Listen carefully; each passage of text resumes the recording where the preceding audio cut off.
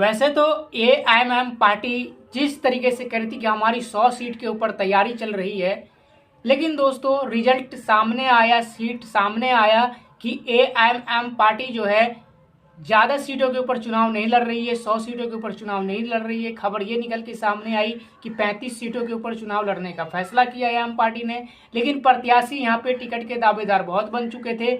उसी में से दोस्तों कपिल देव पासवान जो कि कोटा विधानसभा से एआईएम पार्टी के टिकट के दावेदार बने हुए थे और उनको पूरा और आशा विश्वास था एआईएम पार्टी हमें टिकट देगी चुनाव लड़ने के लिए कोटा विधानसभा से।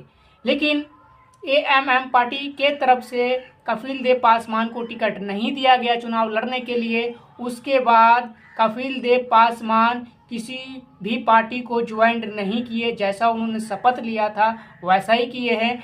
लेकिन चुनाव लड़ने की तैयारी हो चुकी है कपिल देव पासवान की।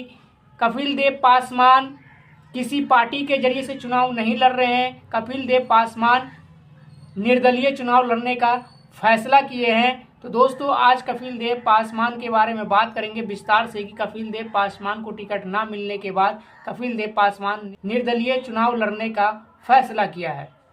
अस्सलाम वालेकुम, जय हिंद दोस्तों, मैं मोहम्मद शाकिब, आप देख रहे हैं लाइव शाकिब ऑफिशियल मीडिया। खबर में आगे बढ़ने से पहले एक छोटी सी अपील, अगर कि आप हमारे चैनल पर नए हैं तो हमारे चैनल को लाइक करें, सब्सक्राइब करें, बेल आइकन को ऑन करें ताकि ऐसी खबरें आप तक पहुंचा दें। चलते खबर की तरफ दोस्तों।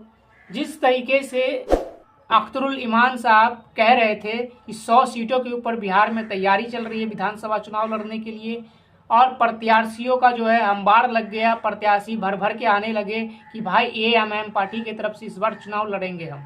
लेकिन जब सीट का ऐलान किया गया, जब लिस्ट को जारी किया गया तो पता लगा कि एआईएमआईएम पार्टी सिर्फ 35 सीटों के ऊपर चुनाव लड़ रही है। लेकिन यहाँ पे दोस्तों प्रत्याशी जो है 50 से 60 प्रत्याशी हो चुके थे चुनाव लड़ने के लिए और टिकट के दावेदार भी बन रहे थे। उसी में से एक कपिल देव पासवान भी है। कपिल देव पासवान जो कि एआईएम पार्टी के सपोर्ट में गए, एआईएम पार्टी को ज्वाइन किए और एआईएम पार्टी के लिए काम भी करना अपने विधानसभा के अंदर चालू कर चुके थे, क्योंकि एआईएम पार्टी की तरफ से चुनाव लड़ना चाह रहे थे। लेकिन एआईएम पार्टी ने टिकट नहीं दिया कपिल देव पासवान को। उसके बाद जो है कपिल देव पासवान ने यह फैसला लिया कि हम निर्दलीय चुनाव कोटा विधानसभा से लड़ेंगे। कपिल देव पासवान ने किसी भी पार्टी को ज्वाइन ना करके, किसी भी पार्टी के समर्थन को हासिल नहीं करके, बल्कि अकेला निर्दलीय चुनाव लड़ने का फैसला किया गया है। बल्कि दोस्तों हमारा देश का संविधान ये सबको इजाज़त देता है, वो चाहे किसी भी पार्टी में रह के चुनाव लड़े या फिर निर्दलीय चुनाव लड़े।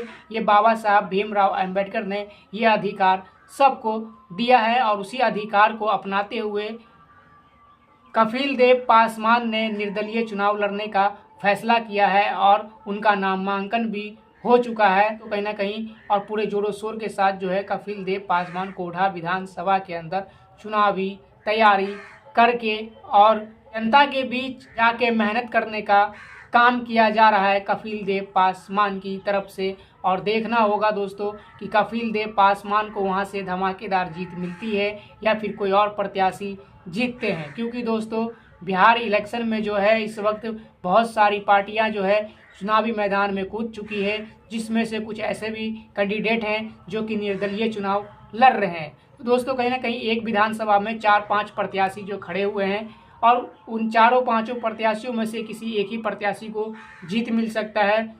उस प्रत्याशी को जीत मिलेगा जिससे जनता पसंद करेगी, जिससे जनता वोट करेगी। तो दोस्तों देखना ये होगा कि कपिल देव पासवान को कोटा विधानसभा से जीत मिलती है या नहीं मिलती है। आप हमें एक राय कमेंट बॉक्स में ज़रूर बताइएगा। इस वीडियो को दबा के शेयर कीजिएगा और हमारा सपोर्ट कीजिएगा। अस्सलाम वालेकुम।